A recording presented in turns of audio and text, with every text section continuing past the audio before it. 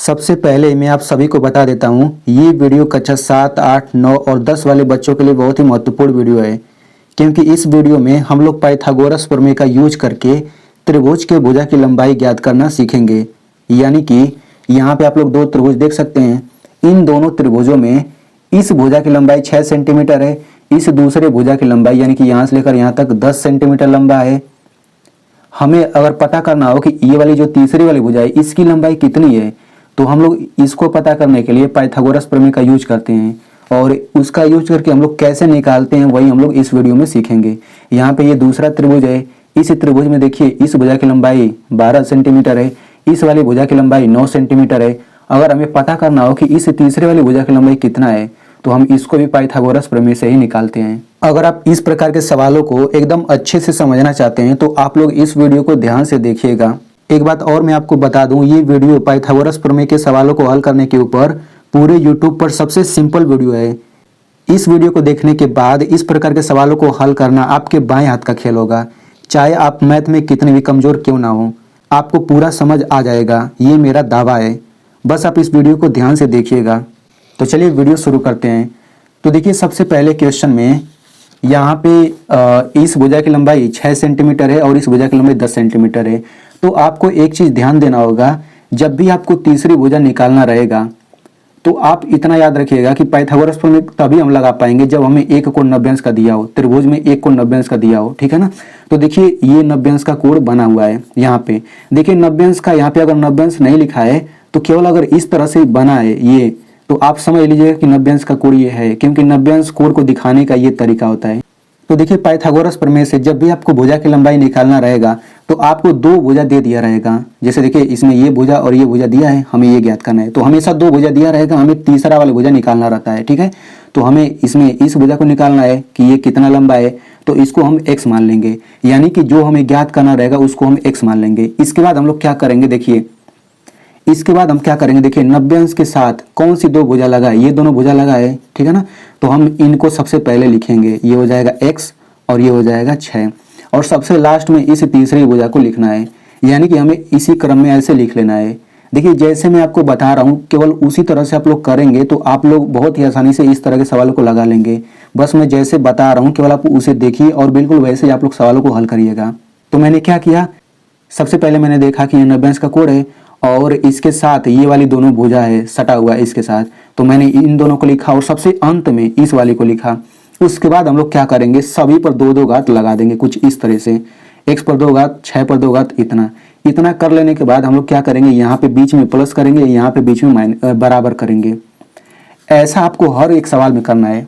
तो जब आप लोग इतना कर लेंगे तो उसके बाद आपको क्या करना है, अब यहाँ पे थोड़ा सा ध्यान से समझिए। जैसे यहाँ पे देखिए 6 पर 2 घात लिखा है, तो इसका मतलब क्या है, इसका मतलब है कि ये 36 हम इसको बोल सकते हैं। 6 पर 2 घात का मतलब हो गया 6 का हम 2 बार गुणा करेंगे। यहाँ पे ऊपर 2 है ना, तो हम 6 का 2 बार गुणा करेंगे। अगर यहाँ पे 3 रहता तो हम 6 का 3 बार गुणा करते हैं। यानी कि अगर 6 पर 2 घात कहीं लिखा है तो समझिए कि वो 36 लिखा है। वैसे ही अगर 9 पर 2 घात कहीं लिखा है तो 9 गुणा 9 9 81, यानी कि समझिएगा वो 81 लिखा है। अगर कहीं पे लिखा है 12 पर 2 घात, मतलब क्या कि 12 का हम 2 बार गुणा करेंगे, ठीक है ना। तो 12 का 2 बार गुणा करेंगे तो ये 144 आता है, तो हम यहाँ पे 144 लिख लेते हैं। यानी कि ध्यान से अब यहाँ पे समझिएगा थोड़ा सा, यानी कि 36 को लिखने का ये दूसरा तरीका है। ये भी 36 ही लिखा है, बस हमें दिख नहीं रहा है, यानी कि ये 36 ही लिखा है, बस लिखने का तरीका ये अलग है। ये पूरा 81 ही लिखा है, ये पूरा 144 ही लिखा है।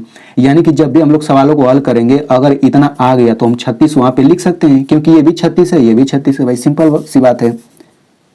तो ये हो जाएगा x पर 2 घात प्लस ये 6 पर 2 घात, ये क्या लिखा है, ये 36 ही तो लिखा है, तो इसको हटा करके हम 36 लिख सकते हैं। 10 पर 2 घात, यानी कि 10 पर 2 घात का मतलब क्या हुआ, 10 का 2 बार गुणा, यानी कि 100, तो ये 100 लिखा है, ठीक है। अब इतना कर लेने के बाद आपको क्या करना होगा, अब यहाँ से ध्यान से समझिएगा। अब जब आप इतना कर लेंगे तो आपका मेन काम ये रहेगा कि बराबर के एक तरफ x स्क्वायर अकेला हो जाए, तो बराबर के इधर x स्क्वायर अकेला हो जाए या फिर इधर, ठीक है। तो बराबर के इधर यहाँ पे x स्क्वायर है तो हम इधर ही अकेला करेंगे, ठीक है ना। तो 36 को उधर भेजना पड़ेगा बराबर के, तभी तो अकेला होगा। तो 36 को उधर भेज देते हैं तो ये हो जाएगा 100 और ये हो जाएगा -36। तो देखिए ये प्लस है, जब भी उधर भेजेंगे तो माइनस ही होगा, हमेशा इसको माइनस करेंगे, ठीक है, ये रूल होता है। तो यहाँ से हो जाएगा x पर 2 घात बराबर, अब 100 में से 36 घटा देंगे तो ये आपका आ जाता है 64।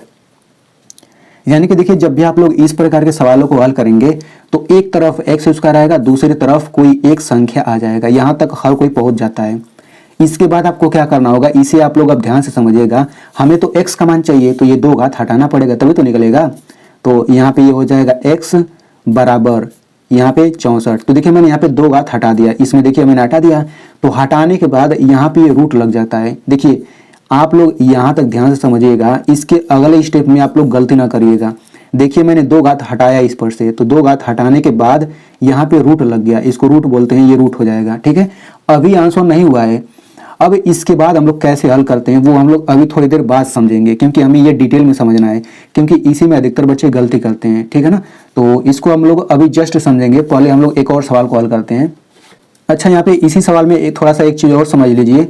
जैसे देखिए 90 अंश के साथ ये भुजा लगा है, तो हमने क्या लिखा, सबसे पहले मैंने इस भुजा को लिखा यहाँ पे, फिर 6 लिखा, फिर 10 लिखा। लेकिन अब 90 अंश के साथ ये दोनों भुजा लिखा है, तो मैं चाहूँ तो सबसे पहले 6 भी लिख सकता हूँ, फिर x लिख सकता हूँ। मतलब सबसे पहले 90 अंश के साथ जो दोनों भुजा लिखा है उन्हीं को लिखना है सबसे पहले, और सबसे लास्ट में 90 अंश के सामने जो भुजा है उसको लिखना है। ठीक है ना। अब इनमें आगे पीछे कुछ भी हो सकता है, इन दोनों में आगे पीछे कुछ भी हो सकता है, लेकिन 90 अंश के सामने जो भुजा है वो तो सबसे अंत में ही रहेगा। तो मान लीजिए अगर मैं इस तरह से हल करता हूँ तो मैं कैसे करूँगा, 2 घात लगा दूंगा, फिर यहाँ पे प्लस करूंगा, यहाँ पे बराबर। तो यहाँ पे 6 पर 2 घात ये 36 ही लिखा है, और ये हो जाएगा एक्स स्क्वायर, और 10 पर 2 घात ये 100 ही लिखा है। ठीक है, तो अब देखिए बराबर के इधर एक्स स्क्वायर अकेला करना है, तो 36 को उधर भेजना पड़ेगा। तो देखिए इसके पहले कुछ भी नहीं तो हम प्लस मान लेते हैं, मानेंगे नहीं, छुपा रहता है, तो उधर जाएगा क्या हो जाएगा -36। तो यहाँ पे हो जाएगा एक्स स्क्वायर बराबर 64। तो आप देख सकते हैं कि इस तरह से हल करें या फिर इस तरह से, लास्ट में यही तो आ रहा है। ठीक है ना। तो चलिए अब हम लोग यहाँ पे दूसरे सवाल को हल करते हैं। ठीक है, तो इस प्रश्न में आप लोग देख सकते हैं कि इस भुजा की लंबाई 9 सेंटीमीटर, इस भुजा की लंबाई 12, हमें इसको बताना है। तो हम लोग इसको x मान लेते हैं। ठीक है, अब उसके बाद बिल्कुल वही कॉन्सेप्ट लगाइए। ठीक है, तो ये 90 अंश का कोण है, इसके साथ ये भुजा लगा है, ये भुजा लगा है, तो बस इनको लिखिए सबसे पहले। तो 12 लिख लेते हैं, 9 लिख लेते हैं, और सबसे लास्ट में ये वाली इसको लिखेंगे, ये हो गया x। अब क्या करना है, 2 घात लगा देना है, शुरू में प्लस करना है, फिर यहाँ बीच में बराबर करना है। अब इसके बाद हम क्या करेंगे, अब यहाँ पे 12 पर 2 घात लिखा है, तो ये कितना लिखा है, ये 144 लिखा है, 12 का 2 बार गुणा करेंगे यही आएगा। 9 पर 2 घात ये क्या लिखा है, ये 81 लिखा है, बराबर एक्स स्क्वायर। अब देखिए मैंने आपको एक बात बोला था कि एक्स स्क्वायर को बराबर के या तो इधर लिखते हैं अकेला करते हैं, या तो उधर अकेला करते हैं। तो इसमें देखिए बराबर के दूसरे और अकेला पहले से ही है, तो इसमें कुछ करने की जरूरत नहीं है, बस इसको जोड़ लीजिए यहाँ पे। ठीक है ना, तो 4 1 ये हो जाएगा 5, 8 4 12, और 1 ये 2, तो 225 बराबर हो गया एक्स स्क्वायर। तो यहाँ पे आप देख सकते हैं कि एक्स स्क्वायर इधर आ रहा है और इधर कोई संख्या आ रहा है। तो देखिए यहाँ पे बीच में बराबर लगा है ना, इसका मतलब क्या हुआ कि बराबर के इधर जो ये सब लिखा है और बराबर के इधर जो लिखा है, ये दोनों बराबर चीज है। तो जब दोनों बराबर चीज है तो इसको पहले इसको बाद में भी कर सकते हैं, फिर भी बराबर ही तो रहेगा। तो इसको पहले कर लीजिए और इसको बाद में कर लीजिए, इस तरह से। ठीक है ना, तो देखिए अब ये पीछे जैसा सवाल बन जाएगा जो हमने अभी लगाया है। हमें तो x का मान चाहिए, तो यहाँ पे x को अकेला कर दीजिए, यहाँ पे जो 2 है इसको हम इधर भेजेंगे, मतलब यहाँ से 2 हटा देंगे तो इधर रूट लग जाएगा। ठीक है ना, तो समझ में आ गया। अब इस वीडियो का सबसे महत्वपूर्ण पार्ट आता है कि अब हम लोग इसके बाद इसको कैसे हल करते हैं। ठीक है, तो अब से आपको वीडियो पूरा ध्यान से देखना है। ठीक है, तभी आपको अच्छे से समझ आ पाएगा। तो जैसे मान लीजिए यहाँ पे देखिए 6 पर 2 घात लिखा है, तो ये क्या लिखा है, ये 36 लिखा है, समझ में आ गया ना। ये 36 ही लिखा है, बस लिखने का तरीका दूसरा है। बिल्कुल वैसे ही अगर यहाँ पे रूट के अंदर यहाँ पे अगर 64 लिखा है तो ये भी कोई ना कोई संख्या लिखा है, बस लिखने का तरीका अलग है। तो आखिर ये कौन सी संख्या लिखा है वो हम कैसे पता करते हैं, तो अब यहाँ से आप ध्यान से समझिएगा। तो वो कैसे पता करेंगे, तो देखिए रूट के अंदर यहाँ 64 है ना, तो हम यहाँ पे 64 लिखेंगे कुछ इस तरह से। हम लोग इसका अभाज्य गुणनखंड करेंगे। तो यहाँ पे 2 से काटिए, 2 3 6 और 2 दूना 4, 2 एकम 2, 2 छके 12 और 2 8 16, 2 चौक 8, 2 दूना 4, 2 एकम 2। ठीक है ना, तो यहाँ 64 को ऐसे करेंगे। अब यहाँ पे 2 संख्याओं को निकालिए। तो देखिए यहाँ पे 2 बार है तो केवल 1 2 लिखिए, यानी कि जो 2 बार है उसको 1 बार लिख लीजिए। यहाँ पे 2 बार है, यहाँ से 1 2 लिखिए, यहाँ 2 बार है, 1 2 यहाँ लिखिए। अब हम लोग इन सब का गुणा कर लेंगे, तो 2 दूना 4, 4 दूना 8, यानी कि ये 8 लिखा है। ठीक है ना, बस लिखने का तरीका अलग है, लेकिन ये 8 ही लिखा है, बिल्कुल इसी तरह समझिए।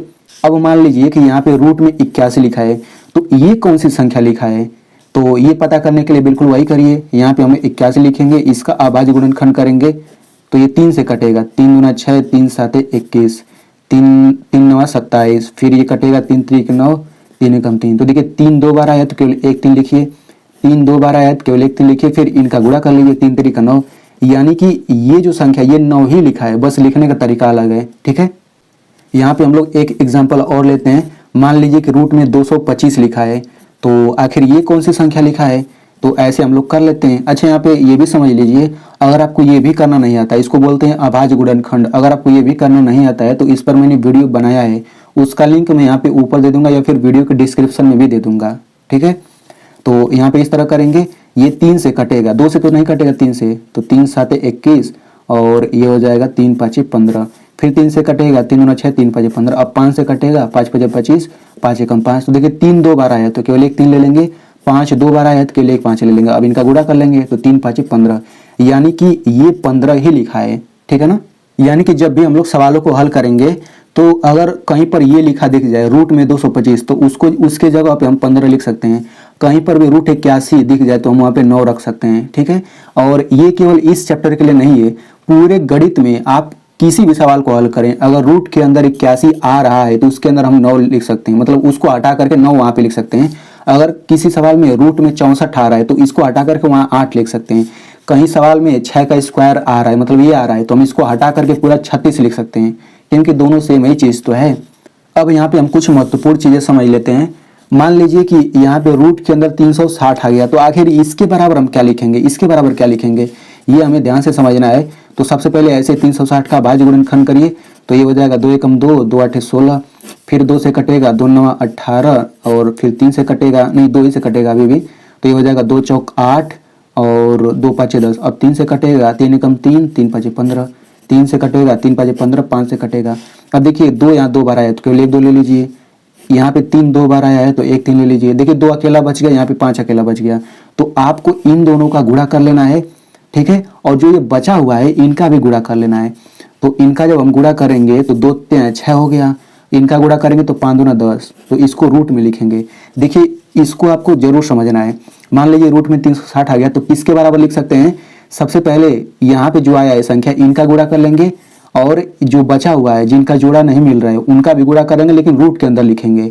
यानी कि ये संख्या जो है ना इतना है, देखिए ये भी संख्या ही होता है, ये अपरिमेय संख्या होता है, लेकिन जब भी सवाल हल करेंगे अगर इतना आ गया तो उसको हटा करके हम ये लिख सकते हैं। अच्छा, मान लीजिए यहाँ पे अगर रूट 18 लिखा है तो ये किसके बराबर लिख सकते हैं, तो हम यहाँ पे 18 का कुछ इस तरह से करेंगे, 2 9 18, 3 त्रिक 9, 3 गम दे, तो 3 2 बार आया है तो 1 3 लिख लीजिए।